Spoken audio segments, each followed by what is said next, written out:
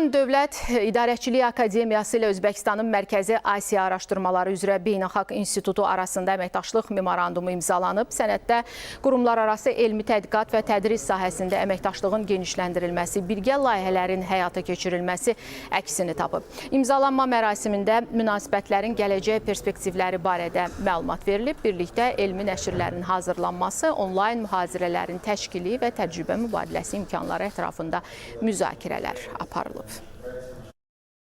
Azərbaycan beynəlxalq statistik göstəricilərinə görə çox uğurla inkişaf edir. Biz dünyada enerji keçidinə görə, yəni bərpa olunan dünyada 32-ci yerdəyik. Bir çox ölkələri, inkişaf etmiş ölkələri iqtisadi baxımdan yüksək inkişaf edib, geridə qoymuşuz.